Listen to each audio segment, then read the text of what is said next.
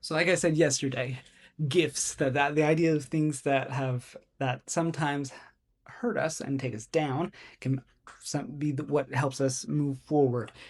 Going along the idea of, like, again, with justification, but also with stress, these emotional things that kind of impact us. And today I wanted to talk about shame and guilt.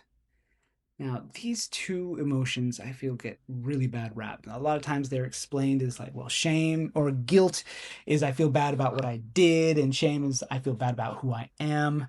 And the idea that when people get lost, or when these emotions are seen as these negative, terrible things, and we they're just there, or we use them as a club to hurt other people, it just kind of tears us down. But at the same time, I mean, there's some scriptural evidence there, and just other times that these emotions of guilt and shame have led people to do great things, have led them to shift and change their lives, to kind of hit rock bottom.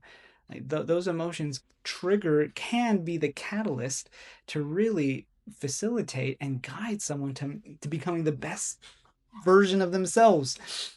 And I think one of the biggest things with that, to flip it, like we were saying yesterday, to kind of help this idea of flipping these ones, especially shame, is we have to tie in the idea that there is hope. We have to tie in that there is the ability and the possibility.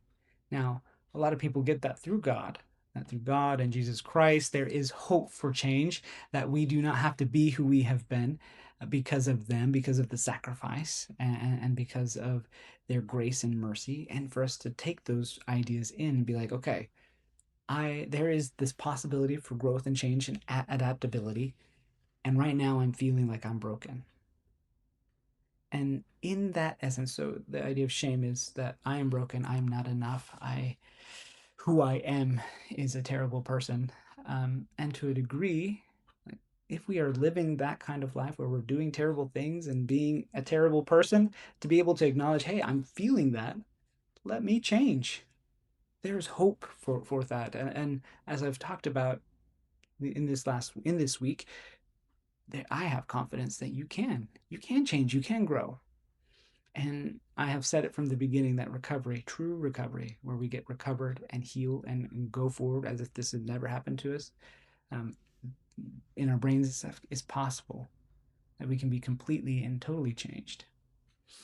And so tying this hope with the shame can be this guide that, hey, if I'm starting to feel ashamed of who I'm becoming because of my actions, because of where I prioritize my time, because of where I'm putting my effort and work, because of the choices I'm making, and the guilt of things I'm doing that are wrong, letting those be tied in with this hope of, yes, where I'm at, what I've done, not good. Who I have developed, my character, my personality, my habits and reactions, not what I want to be. But I don't have to be this way. So this idea of taking these emotions of shame and guilt and letting them just be guides, letting them just be these little red flags and signals that, hey, I need to make a change. I need to grow, and I can.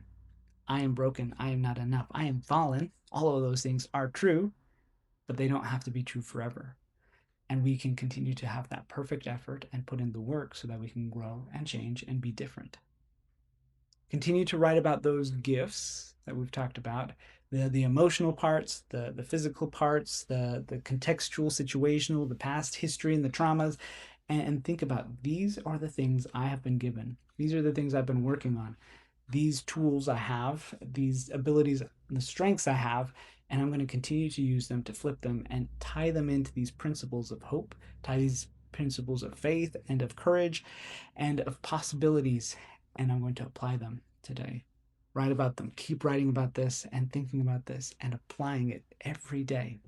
Don't get stuck in that plateau. Keep pushing yourself every day to just do a little bit better, and we'll see where you go.